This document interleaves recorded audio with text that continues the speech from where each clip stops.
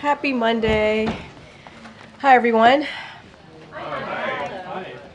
It's like a lot of empty seats back there. It's August.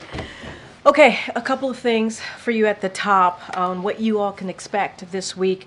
President Biden spoke today with France, Germany, Italy, and the United Kingdom to discuss the situation in the Middle East and ongoing efforts to de-escalate tensions and reach a ceasefire and hostage deal in Gaza.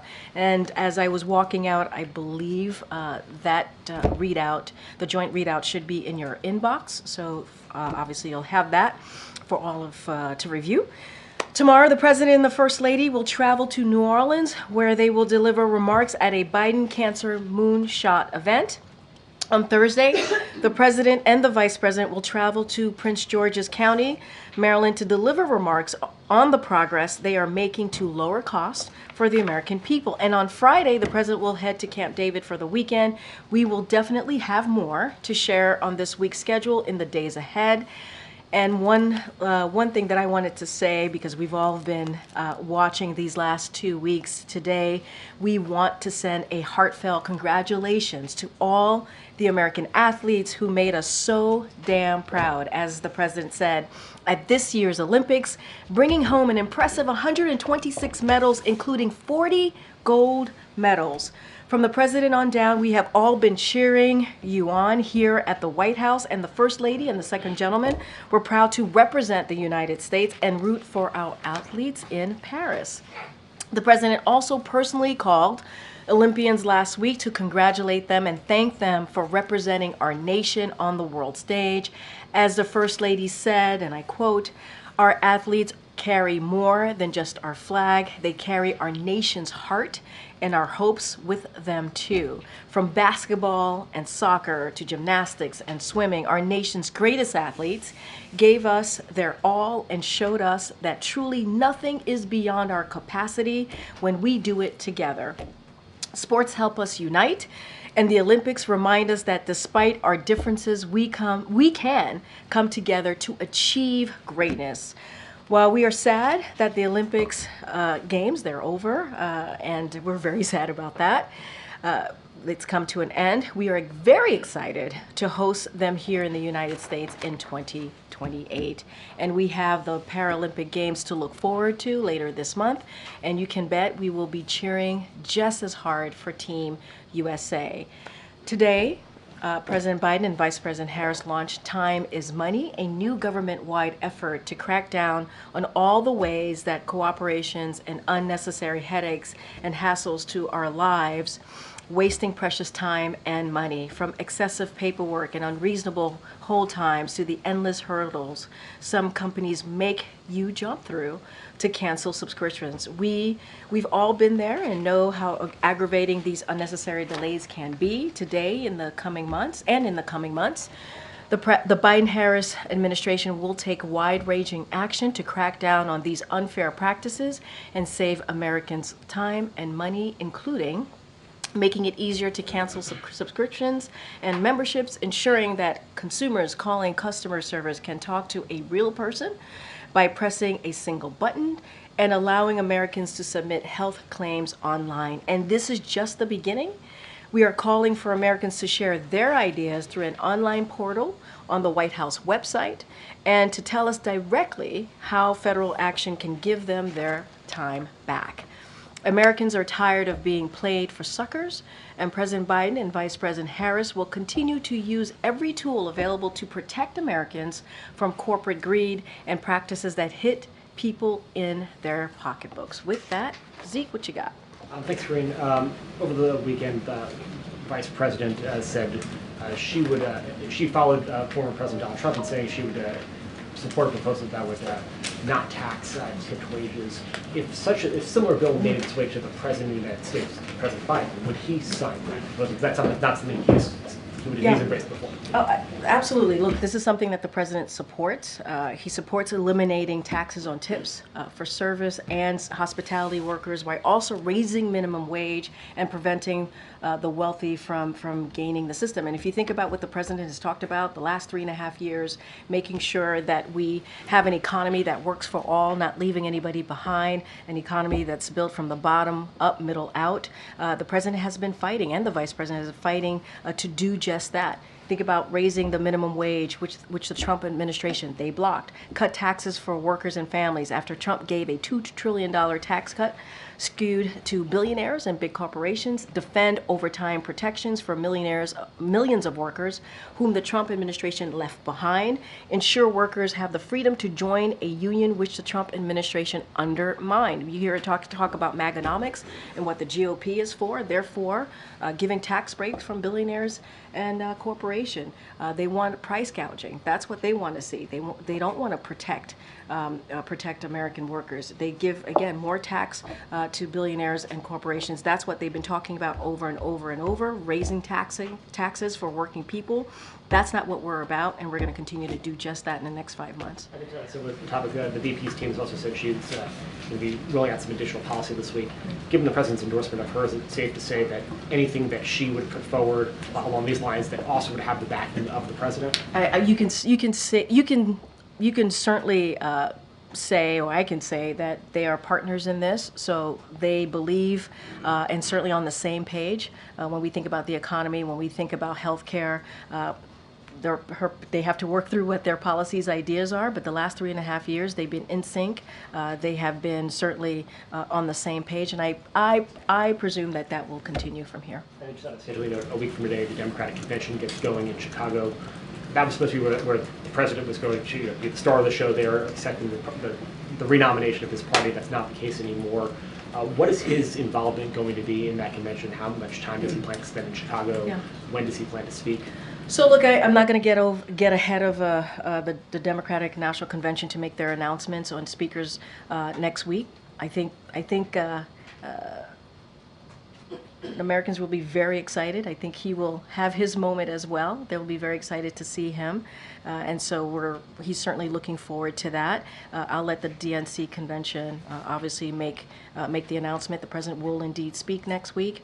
Again, he's looking forward to it. He's looking forward to, as he tends to do, speak directly to the American people, talk about the moment that we're at, the stakes, what's at stake, and continue to talk about an issue that is incredibly important to him, which is unity, making sure that we're unified and we continue to do the work that the president has been successful in doing in the past 3.5 years. Either when the vice president accepts the I don't nomination. have anything else to share about his schedule next week. He will certainly speak at the DNC convention, and I think there'll be a lot of excitement and a lot of, I think folks are going to be, again, excited to see the president next week. Thanks, Karine. Just to bounce on the previous question, yeah. Trump was the first to endorse eliminating taxes on tips. He's accusing Vice President Harris of stealing his idea. So did she get this idea from Trump? Look, I'm not going to respond to a presidential candidate. I think their campaign could speak to that directly. What I can say is this president, this vice president have always had the backs of the working people, always. And you see that in the policies that they put forward.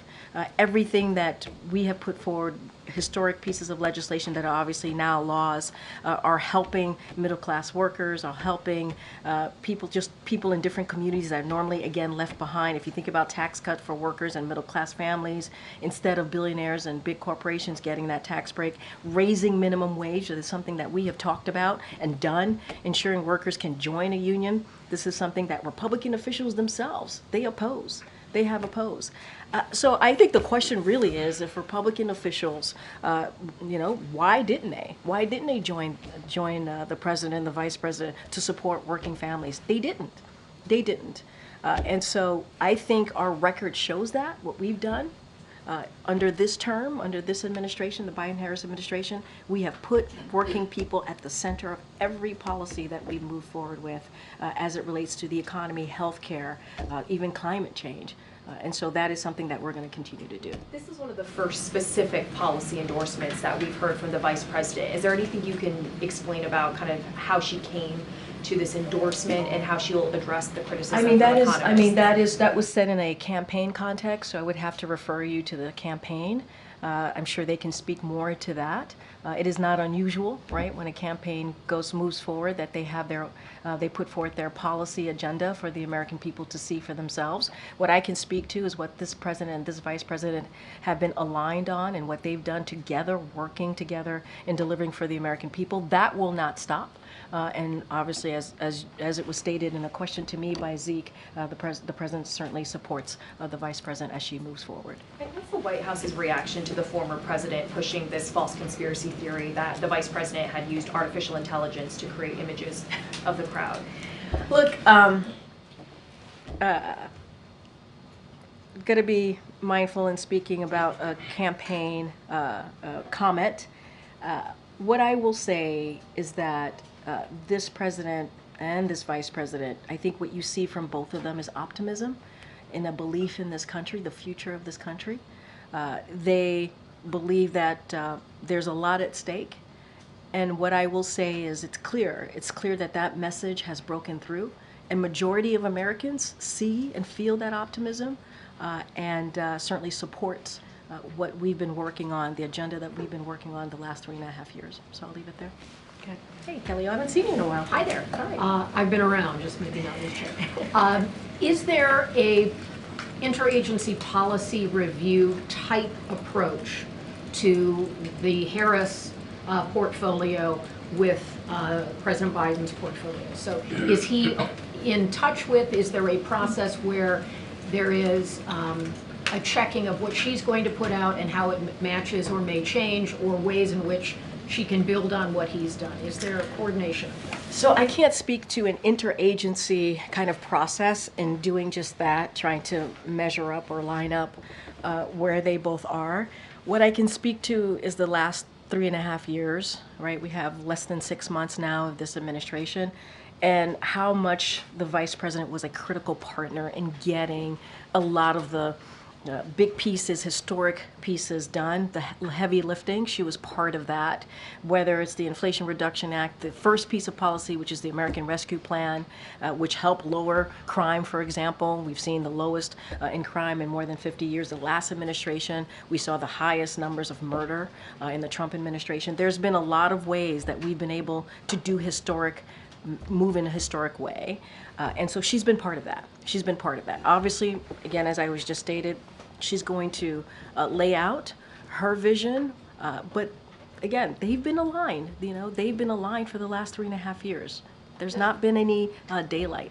Does the president expect that she might want to move in some new directions, as sitting vice presidents have always had this issue, but does he expect that she might move in some new directions? So what I expect, again, being super careful here, because her campaign are going to make their own announcement, is she's going to build on the successes that they've had, going to build on the unprecedented successes, the historic successes that they've had. That's another reason why the president passed the torch, if you will, right? Understanding that they worked together very closely in the last 3.5 years, and that was going to continue, and she was the best person to move forward. This is someone who's been a vice president for almost 4 years, a senator, attorney general. She is incredibly qualified and understands where the majority of the American people are, and that's what we can expect. Go ahead, Lucy. Thanks, Karine. I wanted to clarify something the president said in the CBS interview over the weekend. Sure. When he was asked about his decision to step aside from the campaign, one of the things he said was that when he ran the first time, he thought of himself as a transition president, but then he said, but things got moving so quickly it didn't happen. Did he initially plan to serve one term and at some point change his mind? I don't know what to make of this. I mean, I honestly don't have much to say. I think his speech to the nation that he gave in the Oval Office laid that out, right? Talked about being a transition president, talked about passing the torch. You heard directly from him where his heart was, how he was thinking through this process, and his reasoning. I would say his answers certainly speak for itself. For me, and I think I can speak for many of my colleagues who have who work with me day in and day out on behalf of this country, on behalf of this administration, is that we are so proud of this president and what he's been able to accomplish on behalf of the American people. You think about the economy, the strongest economy leading the world. You think how we've been able to beat Big Pharma.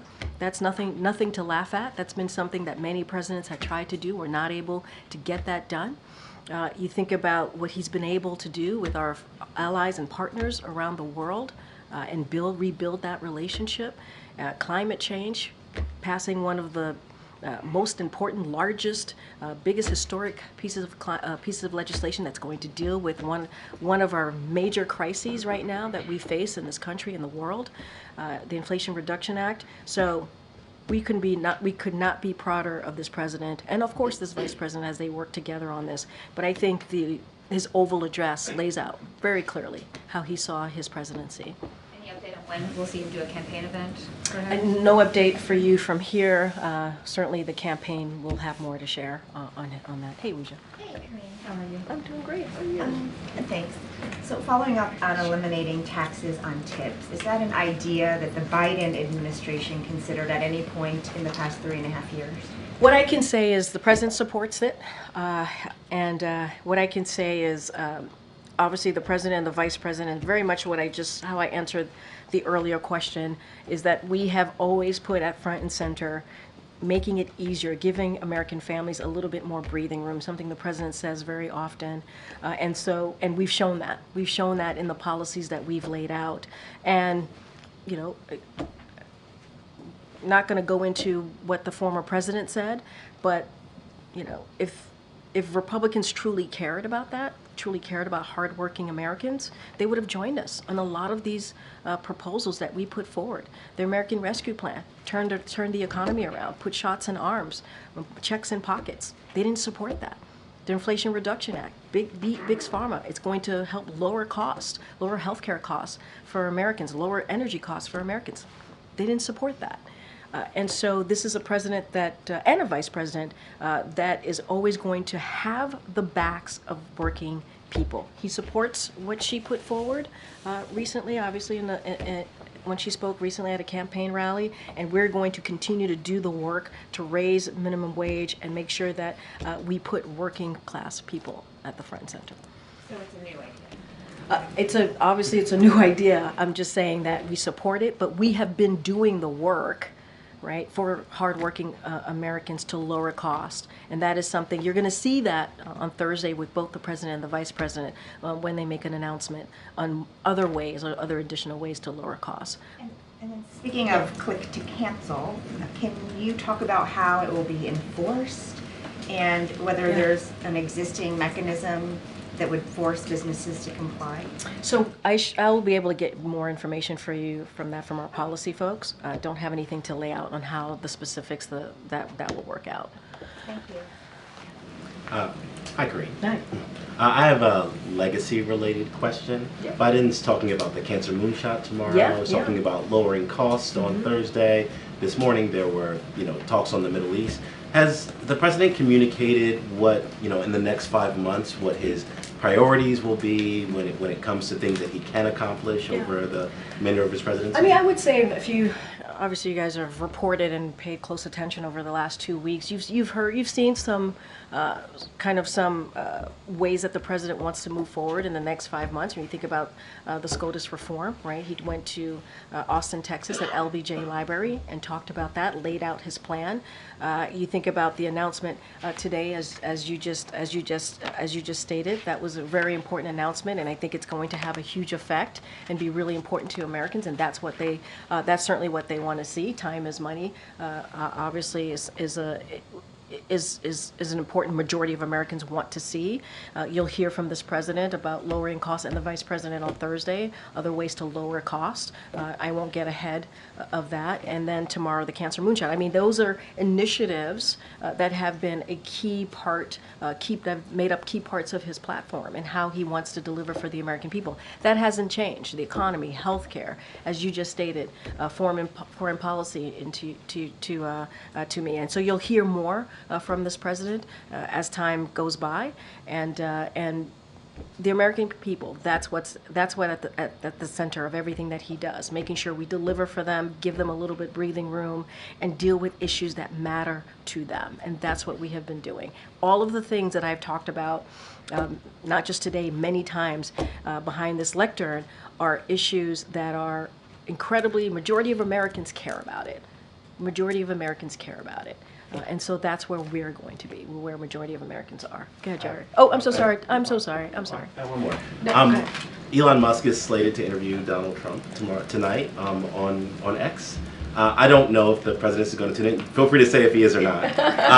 But I think that misinformation on Twitter is not just a campaign issue. It's a America issue.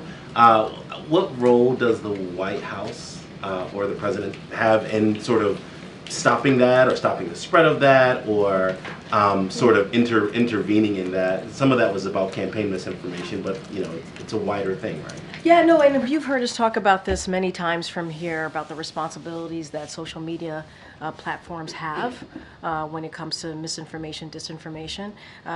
Don't have anything to read out from here about specific ways that we're working on it, but we believe that they have the responsibility.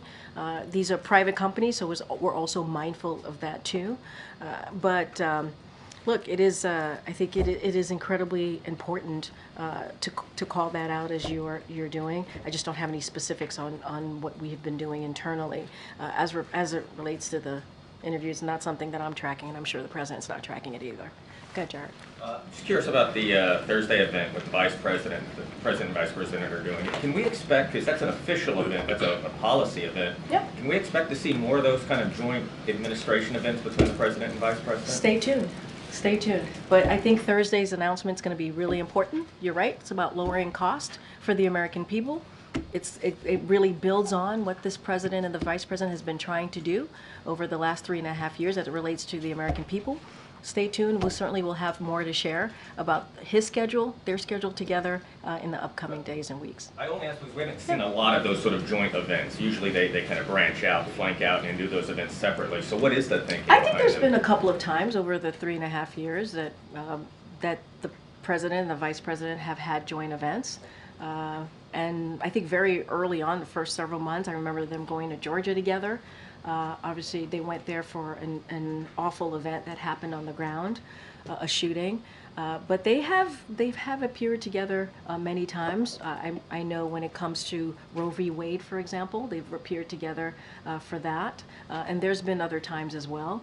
I would expect that will be continuing in the last several months of this administration.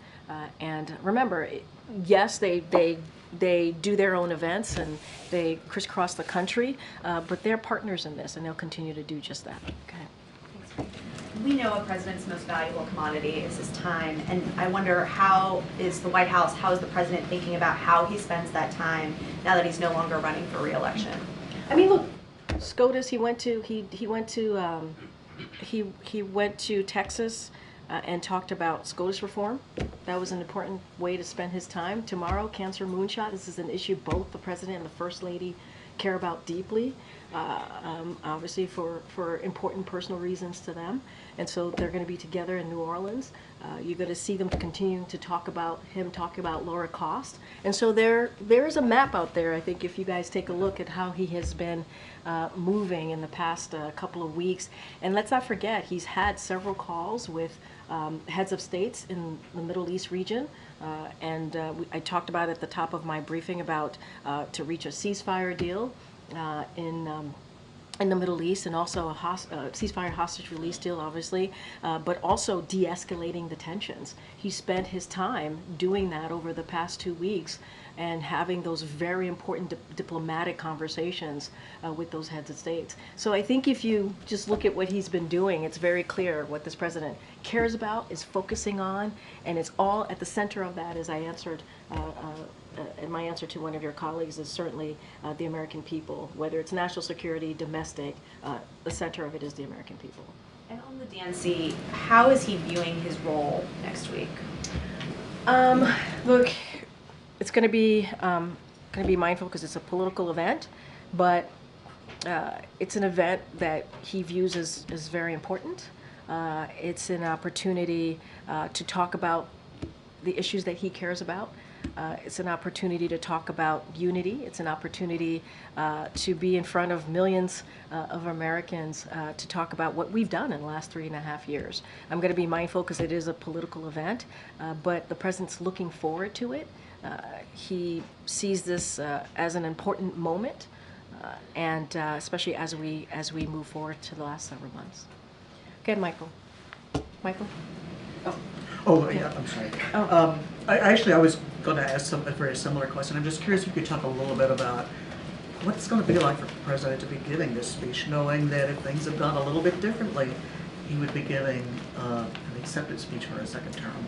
I mean, look, I'm just going to go back to the Oval Office address because I think that address really laid out in a very thoughtful, even personal way of how this president saw this moment.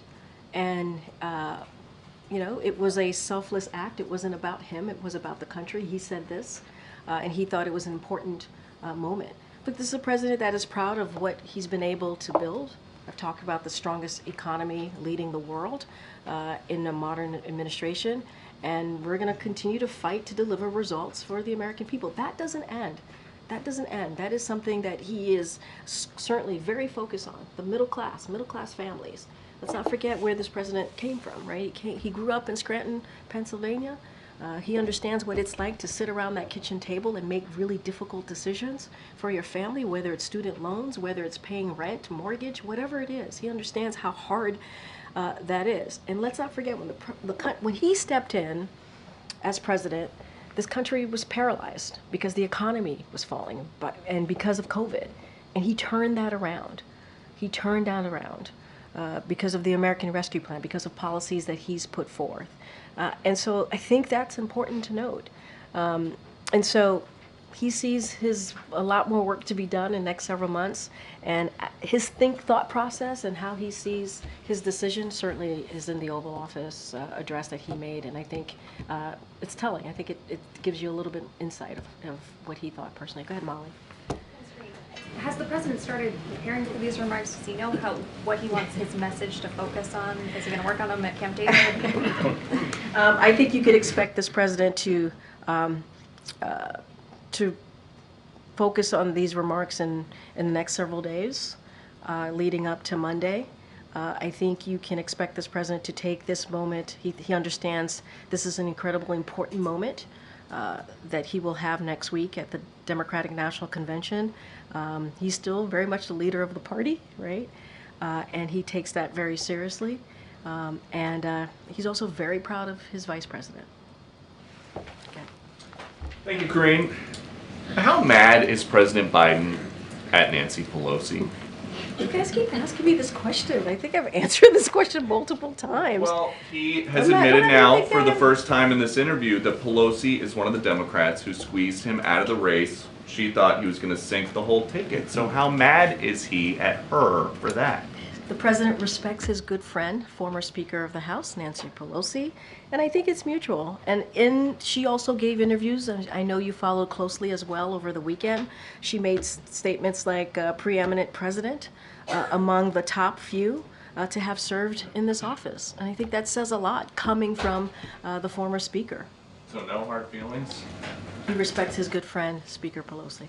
I asked if there were any hard feelings. No hard feelings. He respects her, and I think it's mutual. But I will let the president speak for himself, obviously. And how long have you guys known that Vice President Harris does not think President Biden is doing a good job at the border? Wait, say that one more time. Well, she's now promising to hire thousands more border agents than there are now under President Biden. Wait, but start your question again. How long have you guys known that Vice President Harris does not think that President Biden is effective with his border policy? I mean, that you're making a huge jump. Why? She did not say this. This is something that you are assuming. I don't understand why you would assume that. It's not true. She has a campaign ad where she is saying they need more Border Patrol agents. If President Biden's doing such a good job, why do they need any more border agents? We both believe that. The president does want more Border Patrol agents. You know who's getting in the way? You know who's getting in the way? Republicans in Congress. They're getting in the way. You know who else is getting in the way? The former president. Donald Trump, he's getting in the way. I mean, there's no daylight here. I'm not understanding the question because there's no daylight. The president believes that as well, and he's worked towards doing that. There's a bipartisan, I know you guys probably get sick of me saying this, but there was a bipartisan agreement that was on the table that the president worked through for a couple of months with Republicans in the Senate and Democrats. They were told not to move forward because it would help Joe Biden by the former president. That's their decision.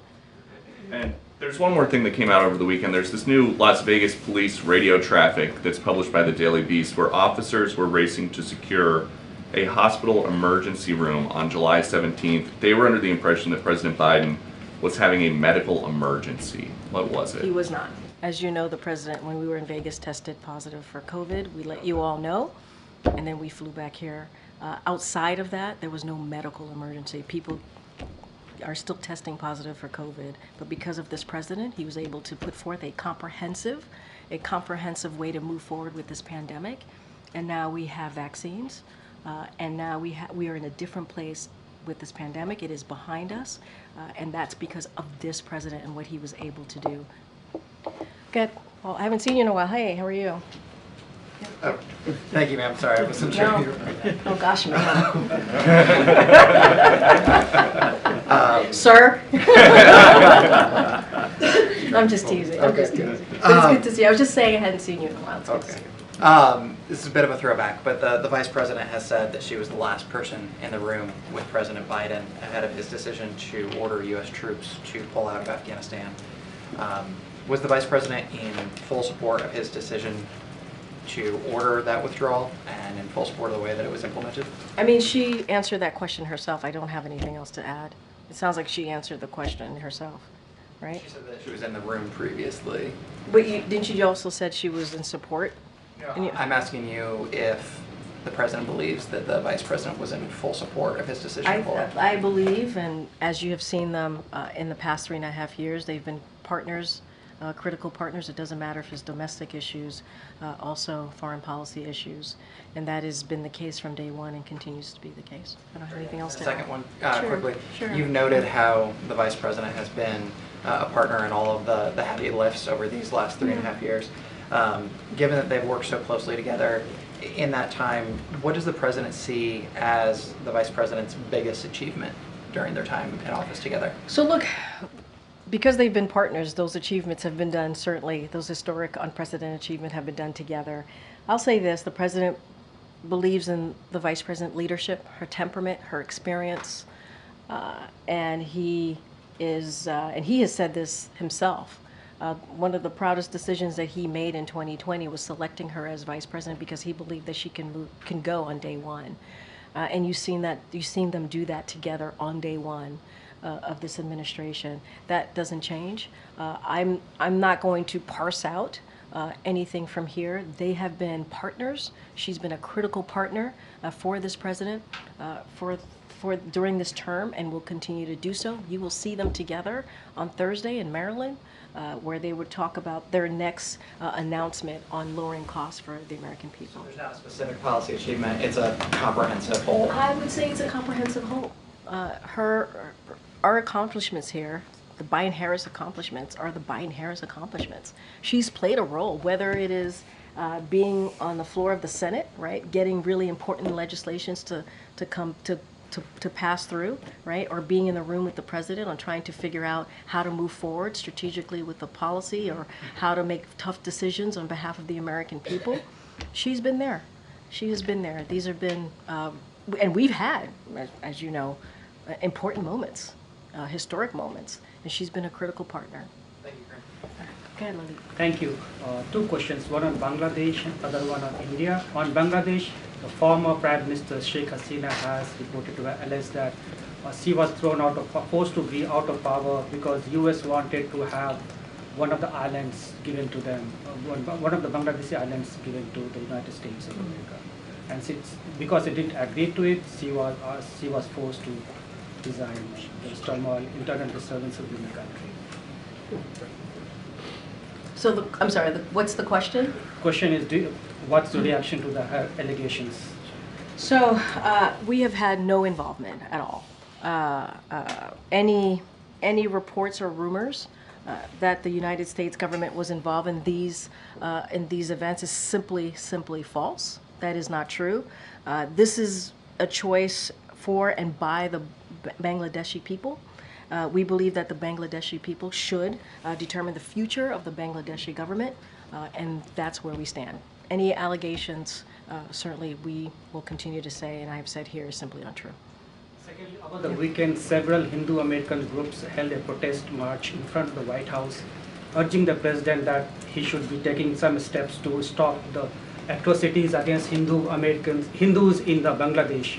And also two of the Hindu lawmakers, Raja Krishnamurti and Sri Thaneda, who both are from the Democratic Party, they have also written letters to the administration seeking their help in stopping atrocities against Hindus in Bangladesh and other minority groups. So look, we're going to continue certainly to monitor the situation.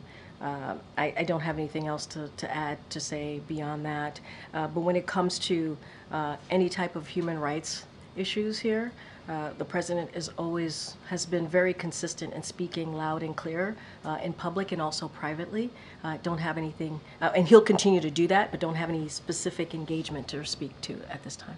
One question on India, as president plans to, for the next 6 months, what are the unfinished agenda on his India-US relationship and also on Quad? So look, the president views our relationship, the United States relationship with India, as one of the most consequential in the world. And so we work closely with India on our most vital priorities, including through the Quad and the U.S.-India initiative on this critical and emerging technology. And so we look forward to continuing to expand our critically important partnership and how it's going to benefit the American people. And we want to create more prosperous and secure Indo-Pacific and the world. And so that is going to continue to be our focus as we move forward. Okay. You mentioned earlier the president's push to reform the Supreme Court, term limits and ethics requirements. Can you talk about what the plan is to achieve that once Congress comes back? Are you laying the groundwork in any way at this point, or otherwise trying to get that across the finish line? So look, the president laid out 3 ways that he wants to see that moving forward. And he did that in his Washington Post op-ed, and certainly when he was in Austin, Texas about 3 weeks ago.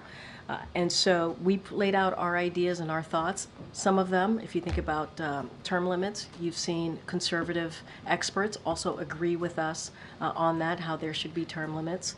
And so what we're going to do is have the conversation with Congress when they get back, and figure out ways how we can actually get this done, because it is important. The president believes no one is above the law, and that is something that he has continued to talk about and will do so, and that includes the highest court in the land.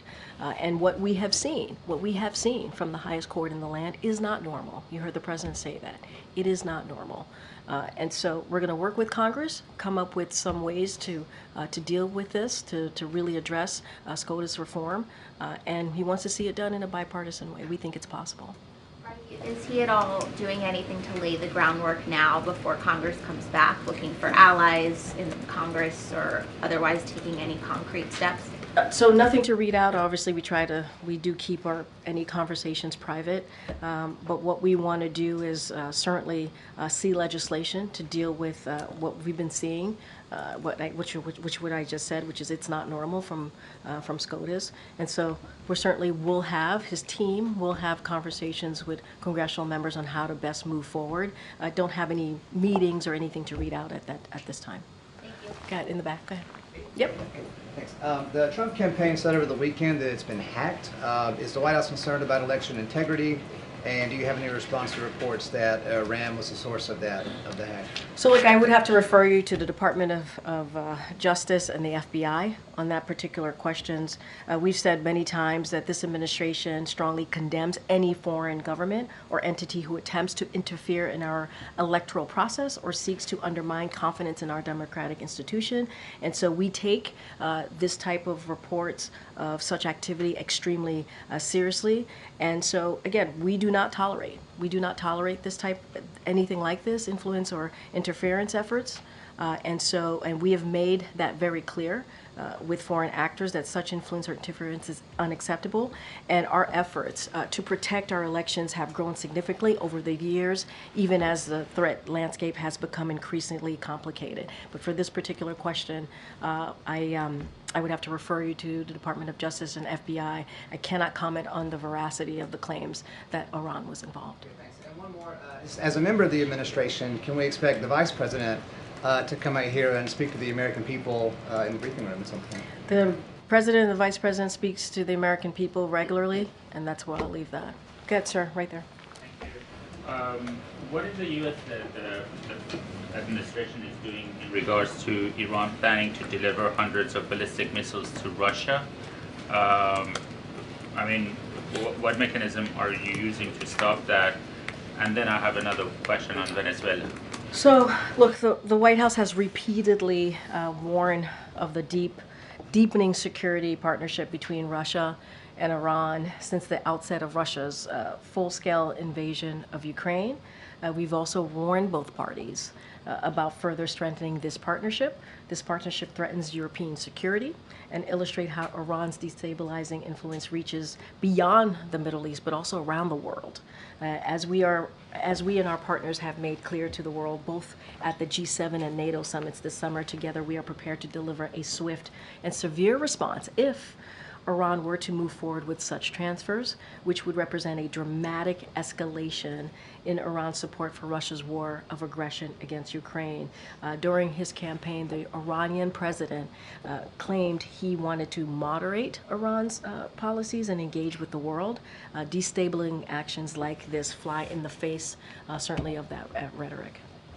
Venezuela, there's a report by Wall Street Journal that the U.S. has offered Maduro and his close allies an amnesty in exchange for them leaving power. Is that so? Something Since you the would July confirm? 28 elections, we have not made any specific offers of amnesty to Maduro or others. Can I follow up, Karine? Sure. How about before the election? What I can because say, there are information that this offer was made, started last year, this discussion of amnesty. what I can say is, what I can speak to is since the election, we have just not made that type of offer. Another one on Venezuela, and then I have one on the Middle East, very quick one. Sure. What is the view of the two statements from Brazil, Colombia, and Mexico asking Maduro regime to release the voting data? Is this enough, or you would like to see these three countries doing more? I mean, look, it's been 2 weeks after the elections in Venezuela. It is abundantly clear, right, to the majority of Venezuelan people, the United States, and growing number of countries, as you just listed, that Edmundo won the most votes in the July 28th presidential election, and Maduro must recognize it. We've said that, and we'll continue to say that. More than 80% of the voting tally sheets published by civil society and opposition corroborated by independent observers. And so we think Maduro must recognize it. Is this statement helpful? Is a good step? I mean, look, we certainly are going to continue to be very clear here that Maduro must recognize it. Countries are going to do what they feel is the right way to move forward. So we'll let them speak to that. But we've been very clear. Maduro must recognize it. Another one, last one about the Middle East, because earlier John Kirby said that Iran could attack Israel this week. Does the White House believe an attack is inevitable? I'm not going to get into our intelligence from here or what another country is going to do. That is not something that I'm going to do from this podium. You heard from NSC, so I will leave it to them to speak to that and what my colleague said, John Kirby said. I just don't have anything else to add. Go ahead, Ed. Thanks, Karine. I want to follow up first on what you told Phil. So you said the vice president owns the successes of this president over the past 3.5 years. Does she also own the struggles that this president's seen, like the prices up 19% since the month they came into office? They're partners in how they've been able to turn around the economy. This economy was in a downfall when the president took office. The former administration did not have a plan to deal with the pandemic, a comprehensive plan. This president put that forward with the help of the vice president, and we were able to deliver on that. The American Rescue Plan made a difference in bringing our economy back on its feet. Made a difference on opening small businesses, on opening schools. Republicans didn't vote for it. We have to remember what the president inherited from the last administration when he took it over with the vice president. And when you think about inflation, inflation is down by 2.5%, and wages have risen. We have more than 16 million jobs created in the last almost 4 years. I know that you're laying out the negative parts of what you foresee, right? What you see in the economy, but there's some data here that has shown, because of the work that this president has done, it's mattered. Unemployment is still low, 4.3%. You think about manufacturing jobs that have come back to this country. You think about how the GDP grew by 2.8% last quarter. Those are that data. And we understand that American people are still feeling it. And that's why we're going to make more announcements about how we're going to continue to lower costs. I'm going to try one more time on the taxes on tips. So why then have the president and vice president not talked about this over the past 3.5 years? So again, the president supports eliminating taxes on tips for service and hospitality workers.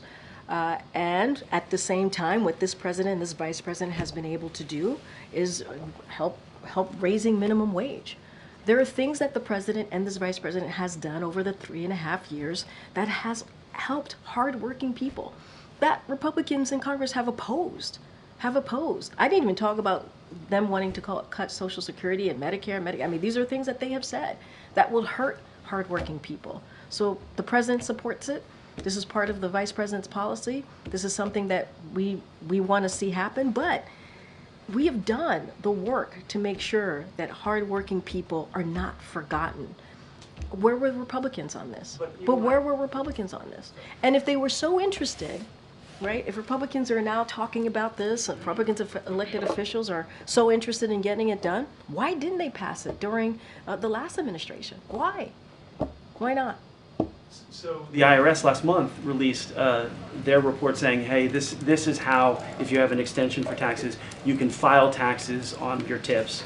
The president's budget relies on the taxes from tips. So when did this idea come about? I don't have a timeline for you. What I can say is the president supports this. What I can say, even if you put this to the side, right, which is, again, the president supports this, the vice president supports this, the vice president has done the work to try to make sure that we put working people first. They have had the backs of the working people. Tax cuts for workers, right? Making sure that middle-class families are put first, not billionaires and corporations. That is something that they've been very clear about. Ensuring workers join a union, something that Republican officials oppose. And we've been very clear here. And why haven't Republicans joined us? They just haven't. They have not. Matter of fact, they opposed a lot of the policies that we put forth that would do just this. They opposed it. American Rescue Plan, Inflation Reduction Act, they opposed it. All right, everybody, thank you so much. I'll see you tomorrow. No, not tomorrow. We're traveling. I'll see you on the road tomorrow.